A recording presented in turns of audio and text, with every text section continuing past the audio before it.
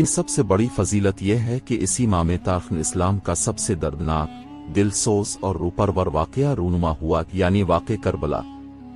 और इसी वाक़ये का आगाज़ होता है 2 मुहर्रम उल हराम 61 हिजरी को, जब नवास रसूल सैयदुश्शुहदा हज़रत इमाम हुसैन इब्न अली अलैहिस्सलाम ने अपने काफ़िले के साथ करबला की तपती हुई ज़मीन पर कदम रखा। हज़रत इमाम हुसैन ने मदीना मुनव्वरा इस वक्त छोड़ा जब यजीद की हुकूमत ने इब्से बैत का मुतालबा किया। इमाम जानते थे कि यजीद की हुकूमत दैन मोहम्मदी की असल रूह के खिलाफ थी।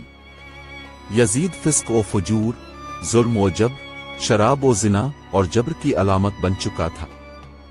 इसलिए इमाम ने फरमाया, मुझ जैसा शख्स यजीद जैसे फासिक व फाजिर की बैत नहीं कर सकता।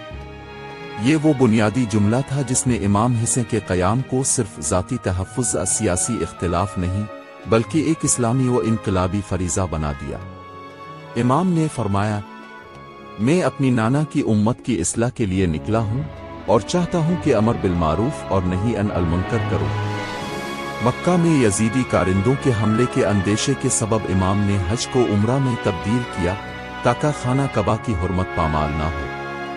फिर इब्ने कूफा का इरादा किया, क्योंकि वहाँ के अवाम की तरफ से हज़ारों खतूत और वफूद आ चुके थे जिनमें इमाम हुसैन को कूफा आने की दावत दी गई थी। मगर सफ़र के दौरान मालूम हुआ कि हालात यकसर बदल चुके हैं।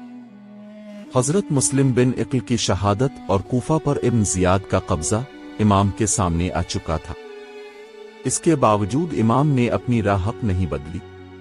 2 मुहर्रम उल हराम को इमाम हुसैन का काफिला, जिसमें बच्चे, ख्वातीन, जवान, बूढ़े सब शामिल थे, दरियाए फरात के किनारे एक बंजर और बेआब ओगिया मैदान में पहुंचा।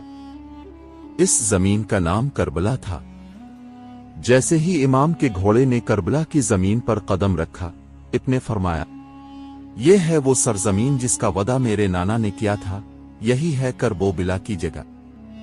ये जुमला कोई आम जुमला ना था बल्कि एक रूहानी पेशगोई थी जो बताती है कि इमाम हुसैन को अल्लाह के इल्म और अपने नाना की खबर के मुताबिक पहले से मालूम था कि यहाँ क्या होने वाला है।